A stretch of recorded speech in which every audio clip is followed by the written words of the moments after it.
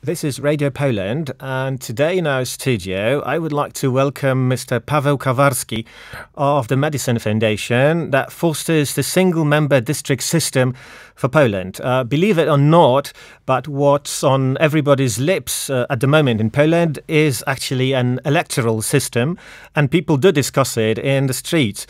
But single-member districts, or SMDs, are nothing new in the world, and even in Poland, or are they? That's correct. This system is applied in the United Kingdom, in the United States, and in Canada. Also, France and Australia applies this system. We in Poland also have the certain elections which are carried out in this system. First of all, in the higher chamber of the Polish Parliament, the Senate. Local municipalities are elected in single-member districts, with exception to councils in cities with county status. Also, the President of the Republic of Poland is elected in a single-member district, where Poland is such a big district. Okay, so we are in Poland familiar with the system. Why do we need to expand it to the lower house of parliament, the Sejm? In Polish political system, the Sejm has the most important role of forming the government, of forming the policy and running the country. Now the Sejm is built up under the proportional representation system, and this system unfortunately has many failures. Like what, for example? Could you give some examples? The first main failure is the need or the effect of having coalition governments. No single party can deliver the promises which are expressed during the campaign after the elections. The parties which received most of the votes must cooperate with minority parties in coalition governments, which result in inability to implement the program. The policy is a result or product of discussions, cooperations, and sometimes of quarrels between the coalition parties, and not of responsibility of one party. Okay, and as I understand, if I understand correctly, you believe that SMD will change that in Poland. Do you think that the new system, will bring a good change for Poland? Yes. First of all, only one party will bear the responsibility for government. Only one party will be held accountable by the voters during the elections date for what they have worked on during the term of office of the parliament. Also, in terms of individual members of parliament, there will be significant positive changes. Now, the members of Polish parliament are accountable rather to party leadership, not to the voters. In the single-member district system, voters have deciding role on how the members of parliament behave, what they do, and what they promise. Okay, stability seems very tempting, but on the other hand, the system can shut out minorities. Yes, so if you are not a big party, you cannot count on your seats in parliament, I guess. So like up to 49, if I understand the system correctly, up to 49% of the district's population may have no political voice.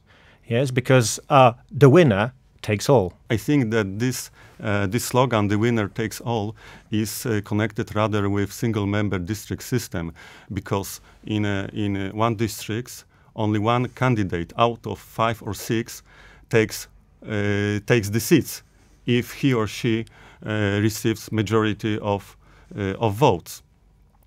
As you mentioned, the feature of proportional representation, that certain minorities or minority of voters do not have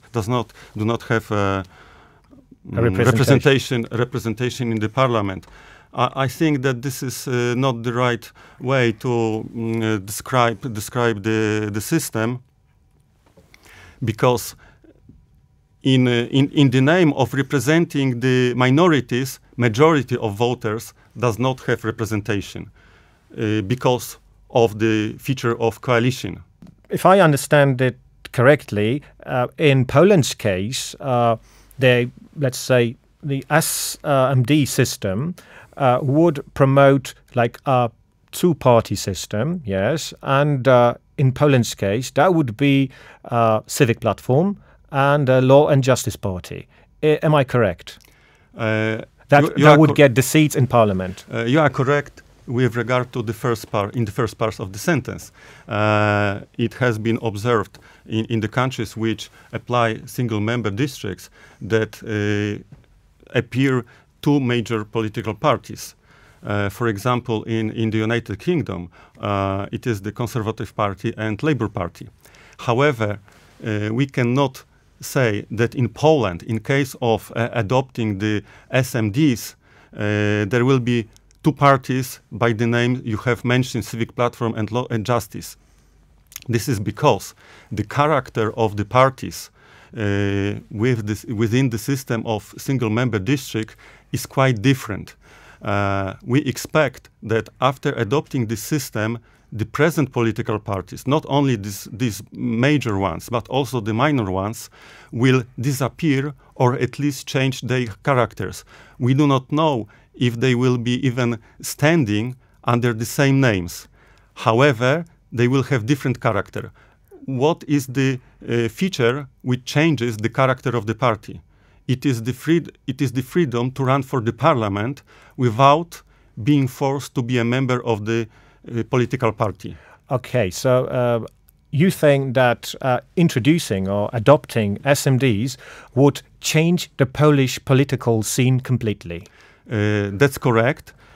Not only the fact of introducing division of the country into single-member districts, but the character of being able to run for the parliament without involvement of political parties. Only support of fellow citizens, fellow neighbors and voters must be and will be necessary to be able to run for the parliament. And the party leaders, the present party leaders, will have to look at the local candidates and the local environments and the local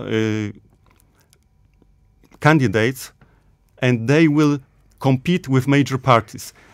It by itself will by itself transform the present political parties. Okay, don't you think that this system, SMDs, promote some celebrities if they wanted to run for parliament? Because if you are a celebrity, you might count on a lot of votes, yes, and this way you will get to parliament. And sometimes we shouldn't be, let's say, we shouldn't believe celebrities too much. I agree with you that celebrity is not a good choice for voters. But I would answer this question in two dimensions. First of all, in the first past the post system countries, we do not see many celebrities being candidates for the parliaments, if any. This is the first dimension. The second dimension, what does it mean to be a candidate in this system? It means direct contacts with the voters. It means direct meetings with the voters, discussions, and involvement in direct relationships. I'm not sure if celebrities are prepared to stand stand before the voters. I don't think that celebrities are interested in direct contact with the voters. I believe that they are interested in being present in the magazines, in TV, and in mass media, but standing in front of real people with real problems and with real question is another world. Okay, accountability that you mentioned is a good thing, but accountability to constituencies or to voters. But on the other hand, those candidates might be too dependent on their voters, maybe, let's say, too servile, yes, and might want to do what they are told by their constituencies and by their voters? I think that there is a risk that the members of parliaments will be too much focused on local interests. However, this risk is not material in comparison of what we have in the present system, where MPs are totally unaccountable to the local voters. However, I would answer also positively on this question. I, as a local voter, I am interested in what my MP will be voting on in the parliament with regard to all country matters. I'm interested in political perspective and political development of the whole country, not only of my district. So I believe that many voters will be interested also in what the MPs are doing for the country as a whole. Okay, and some opponents of SMDs claim that this system is much more expensive because we need more districts, and they need to be redefined or redrawn on a regular basis to maintain populations of relatively equal size. What would you say to that? I do not agree with such an argument. To the contrary, I think that elections in the single member districts may be cheaper.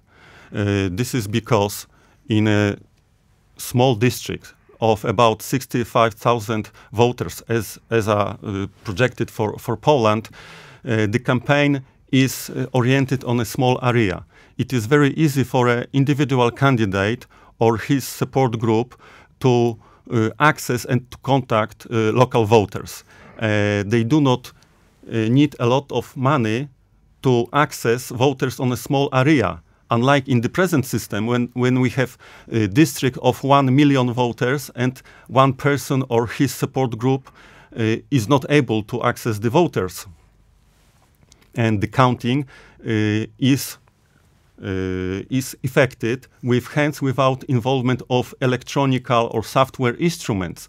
Paper ballots are counted in one place in the district, for example, a sports hall, with presence of candidates, with presence of returning officers, with presence of voters and media. And the votes are counted the election on the election evening, and in the morning the result of the voting is known throughout the country, and also the government is known the next day after the election. So I strongly believe that the elections in this new system will be much more cheaper and effective. Okay, but do you agree that if we adopted this system, we would have to make some redrawing and redefining the boundaries? Say, yes, once every 10 years, for example? It depends, because we have to take into account two characters, the two features: the feature of the number of voters in the districts and the boundary of the districts. And I think that if there are well-defined boundaries of the districts, defined by historical and cultural features, then the number of inhabitants in particular district is not so important. So the people may come to and from the district, but it does not mean that every such major movement the boundaries must be changed. But certainly every 10 years they should be or could be redefined. I don't believe that it will be very costly, because it will be done on a district level, not throughout the country. Okay, and one threat that I can think of this new, let's say, SMD system is that it is possible to manipulate district boundaries, yes? If you are in power, you can sort of manipulate the boundaries, yes? In English, it's called gerrymandering. I don't know if you are familiar with the term. And should we be afraid of this in Poland? Yes, I'm familiar with this term, and it is very often invoked as an argument against the system, but I think that this risk is exaggerated. We experts of the Madison Foundation have proposed the first division of Poland into electoral districts. This division into districts is disclosed on our website for public to look at the boundaries and to comment on our districts. So I think that the first step the first step of dividing Poland into single-member district has been made. However, we may apply the mechanism that the boundaries are projected by an independent body, not by political parties. And we may try to disconnect the parties from the ability to draw the boundaries of the district. So there is a small risk, yes, but I do not see major problems with that. Okay, because we are running out of time right now, so I would ask you to, let's say, sum up our discussion and tell me why should Poles vote for SMDs or to say yes to SMDs in a forthcoming referendum scheduled for September. What sort of change will it bring to the country? Thank you for this question. I have one argument. During recent presidential elections, one candidate has the change of the political system, of the electoral system, into the first past the post system as his main promise. And it appeared that majority of voters in the United Kingdom and in Ireland voted in favor of this candidate. So they live in that system, they know how it works, and based on their personal experience, they think and they believe that this system will do well in Poland as well. Okay, this wraps up our today's discussion on SMDs or single-member districts for Poland. My guest was Mr. Paweł Kawarski of the Madison Foundation. Thank you for your time. Thank you very much.